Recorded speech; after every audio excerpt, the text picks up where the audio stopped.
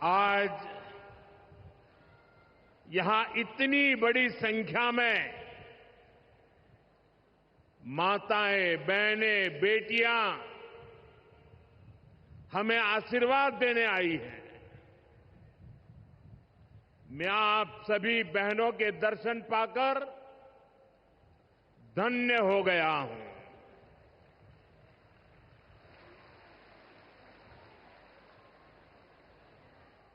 भाइयों बहनों, आज लोकमाता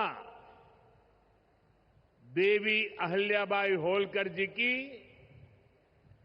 300वीं जन्म जयंती है। 140 करोड़ भारतीयों के लिए ये अवसर प्रेरणा का है। राष्ट्र निर्माण के लिए हो रहे भगीरथ प्रयासों में अपना योगदान देने का है। देवी अहिल्याबाई कहती थी कि शासन का सही अर्थ जनता की सेवा करना और उनके जीवन में सुधार लाना होता है। आज का कार्यक्रम उनकी इस सोच को आगे बढ़ाता है। आज इंदौर मेट्रो की शुरुआत हुई है। दतिया और सतना भी अब हवाई सेवा से जुड़ गए हैं। ये सभी प्रोजेक्ट मध्य प्रदेश में सुविधाएं बढ़ाएंगे,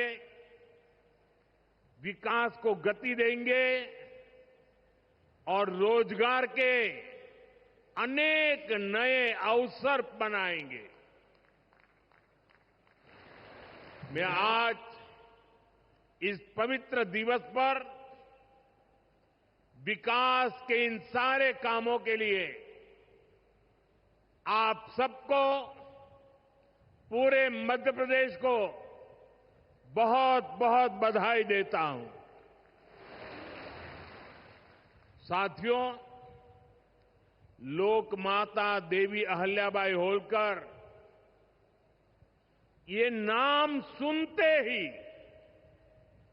मन में श्रद्धा का भाव उमड़ पड़ता है। उनके महान व्यक्तित्व के बारे में बोलने के लिए शब्द कम पड़ जाते हैं। देवी अहिल्याबाई प्रतीक है कि जब इच्छा शक्ति होती है, दृढ़ प्रतिज्ञा होती है, तो परिस्थितियां कितने ही विपरीत क्यों न हो, परिणाम लाकर दिखाया जा सकता है। 250-300 साल पहले जब देश गुलामी की जंजीरों में जकड़ा हुआ था, उस समय ऐसे महान कार्य कर जाना कि आने वाली अनेक पीढ़ियां उसकी चर्चा करें, ये कहना तो आसान है, करना आसान नहीं था। साथियों, लोकमाता अहिल्याबाई ने प्रभु सेवा और जन सेवा, इसे कभी अलग नहीं माना। कहते हैं वे हमेशा शिवलिंग अपने साथ लेकर चलती थी।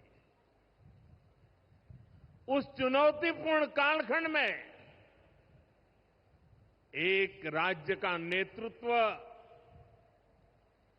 कांटों से भरा ताज, कोई कल्पना कर सकता है? कांटों से भरा ताज पहनने जैसा वो काम, लेकिन लोकमाता अहिल्याबाई ने अपने राज्य की समृद्धि को नई दिशा दी। उन्होंने गरीब से गरीब को समर्थ बनाने के लिए काम किया।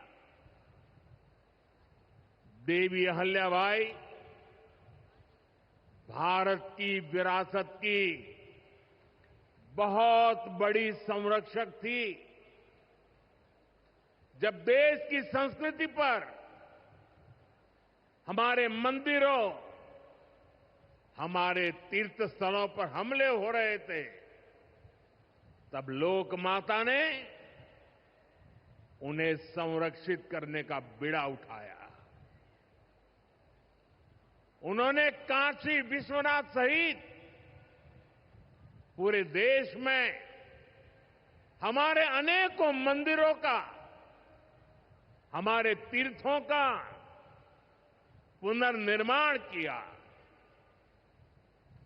और ये मेरा सौभाग्य है कि जिस काशी में लोक माता अहिल्याबाई ने विकास के इतने काम किए, उस काशी ने मुझे भी सेवा का अवसर दिया है। आज अगर आप काशी विश्वनाथ महादेव के दर्शन करने जाएंगे तो वहां आपको देवी अहिल्याबाई की मूर्ति भी वहां पर मिलेगी। साथियों, माता अहिल्याबाई ने गवर्नेंस का एक ऐसा उत्तम मॉडल अपनाया जिसमें गरीबों और वंचितों को सबसे ज्यादा प्राथमिकता दी गई। रोजगार के लिए, उद्यम बढ़ाने के लिए उन्होंने अनेक योजनाओं को शुरू किया। उन्होंने कृषि और वन उपज आधारित कुटीर उद्योग और हस्तकला को प्रोत्साहित किया। खेती को बढ़ावा देने के लिए छोटी छोटी नहरों की जाल बिछाई, उसे विकसित किया। उस जमाने में आप सोचिए, 300 साल पहले जल संरक्षण को बढ़ावा देने के लिए उन्होंने कितने ही तालाब बनवाए। और आज तो हम लोग भी लगातार कह रहे हैं, कैच द रेन, बारिश के एक एक बूंद के पानी को बचाओ। देवी अहिल्या जी ने 250-300 साल पहले हमें एक काम बताया था। किसानों की आय बढ़ाने के लिए उन्होंने कपास और मसालों की खेती को प्रोत्साहित किया। आज 250-300 साल के बाद भी हमें बार बार किसानों को कहना पड़ता है कि क्रॉप डाइवर्सिफिकेशन बहुत जरूरी है। हम सिर्फ धान की खेती करके या गन्ने की खेती करके अटक नहीं सकते। देश की जरूरतों को, सारी चीजों को हमें डाइवर्सिफाई करके उत्पादित करना चाहिए। उन्होंने आदिवासी समाज के लिए, गुमंतु टोलियों के लिए खाली पड़ी जमीन पर खेती की योजना बनाई। ये मेरा सौभाग्य है कि मुझे एक आदिवासी बेटी, आज जो भारत के राष्ट्रपति पद पर विराजमान है, उनके मार्गदर्शन में मेरे आदिवासी भाई बहनों की सेवा करने का मौका मिला है। देवी अहिल्या ने विश्व प्रसिद्ध माहेश्वरी साड़ी के लिए नए उद्योग लगाए और बहुत कम लोगों को पता होगा कि देवी अहल्या जी हुनर की पारखी थी और वो जूनागढ़ से, गुजरात में जूनागढ़ से कुछ परिवारों को महेश्वर लाई और उनको साथ जोड़ करके आज से 250-300 साल पहले ये महेश्वरी साड़ी का काम आगे बढ़ाया, जो आज भी अनेक परिवारों का वो गहना बन गया है और जिससे हमारे बुनकरों को बहुत फायदा हुआ। साथियों, देवी अहल्याबाई को कई बड़े सामाजिक सुधारों के लिए भी हमेशा याद रखा जाएगा। आज अगर बेटियों की शादी की उम्र की चर्चा करें तो हमारे देश में कुछ लोगों को सेक्युलरिज्म खतरे में दिखता है। उनको लगता है ये हमारे धर्म के खिलाफ है।